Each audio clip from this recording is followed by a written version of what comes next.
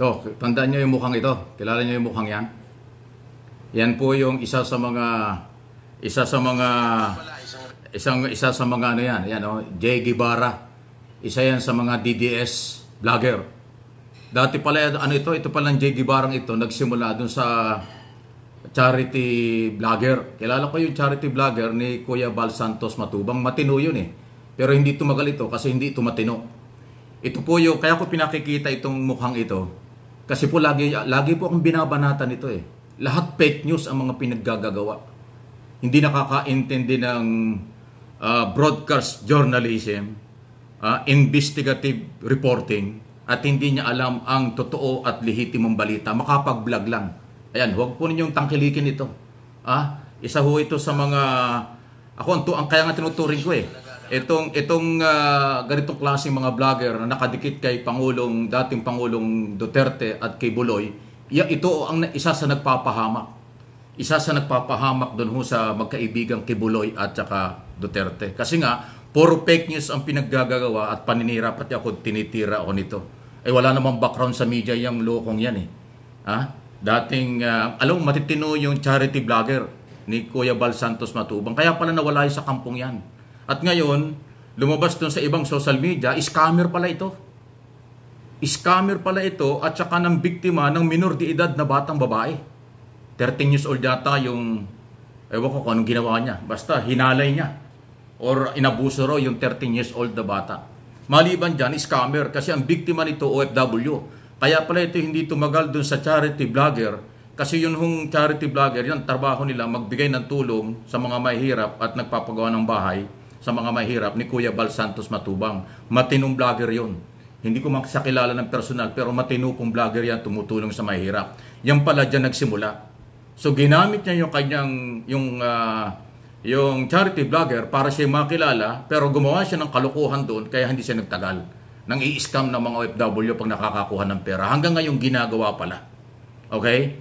So kaya pala siya banat ng banat sa akin at pinipersonal ako ay dahil siya po pala ay identify. Hindi naman siya kilala, hindi naman sikat yung mamang yan eh.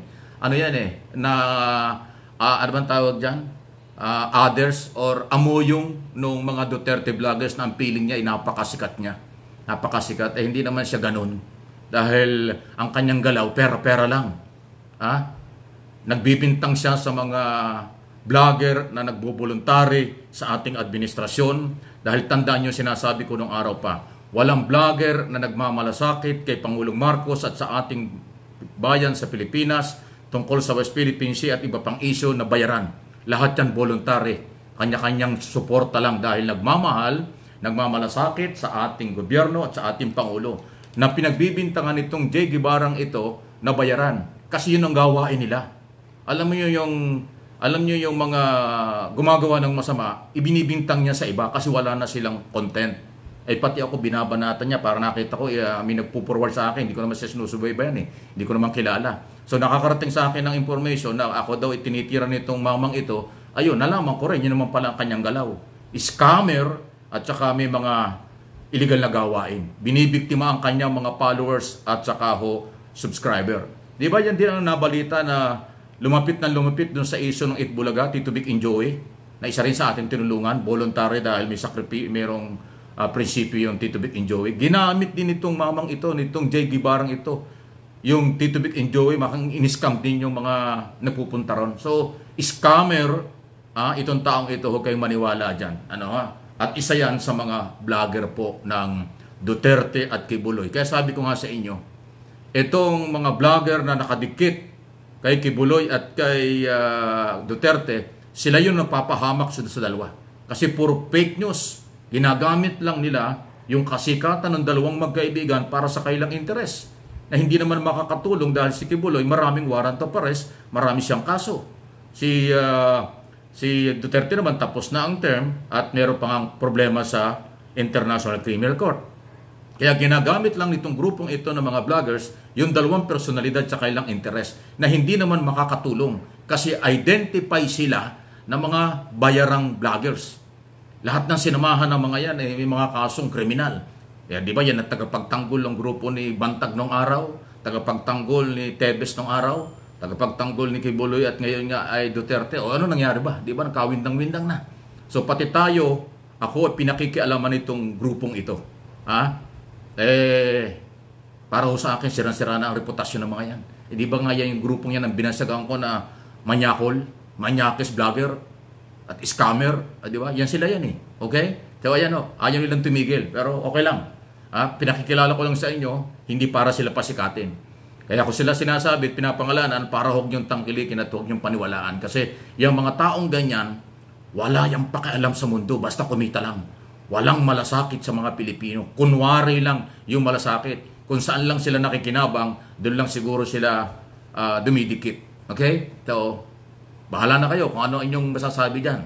Okay? Samantala, uy, ano ba yun? May breaking news kaninang, totoo ba yun? May nag-forward sa akin na video. Pinasok na daw ng CIDG, ng Philippine National Police, ang compound ni Kibuloy. Para ipatupad yung warrant of arrest. Ayan po, yun yung bagong kararating lang po sa akin ng video. May nag-forward sa akin na ganyan po. Pinasok nga daw po ng CIDG, PNP, ang compound ni Kibuloy. Kasi nga po, meron 3 warrant of arrest na gustong ipatupad.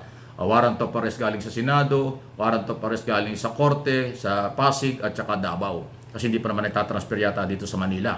Although merong Supreme Court decision o order na i-transfer na ang lahat ng kaso from Davao to Quezon City Regional Trial Court. Ayan no. So, yung pagpasok ng mga autoridad sa compound ay bahagi ng pagpapatupad ng batas. Na para hulihin at ipatupad yung warrant of arrest para hulihin si Kibuloy at kanyang kasamahan. Kasi kung di ako kakamali, 4 na babae at 2 lalaki ang arestuhin yan. Ang pinaka-anmin dyan ay si Kibuloy. Kaya yung pagpasok ng mga autoridad, legal po yan. Kasi nga may warrant of arrest sila. Hindi naman kasi pwedeng above the law. No one is above the law. So, yung ginagawa ng PNP, bahagi yan ng pagpapatupad ng court order. Legal na operasyon. Okay? Yan po yung aking observation dyan. Kung nagpapanik sila, natatakot sila, normal lang yon.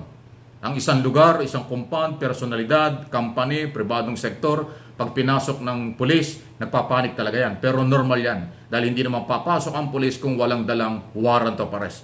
Hindi papasok ang pulis sa isang pribadong compound o lugar kung wala silang basihan at walang court order. So, base sa mga court order at warrant of arrest, ang ginagawa ng PNP sa compound ng mga Kibuloy ngayon. Okay? So, kasi nakita ko yung video yung pinurward sa akin, although kapiraso, alam po yung lugar kasi matagal ako nagpupunta sa compound na yan.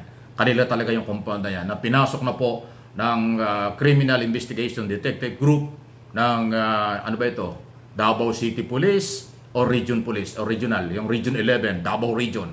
Ayan talagang mag-ooperate Kaya nga nagpadala dyan dati ng dagdag na mga pwersa ng PNP at nirelieve yung ibang mga tauhan dyan para nga makontrol ang sitwasyon sa Davao. At ngayon po ay tila nag-umpisa na ang malawakang operasyon ng PNP against Kibuloy under at dahilan ng mga warrant of arrest. Don't panic.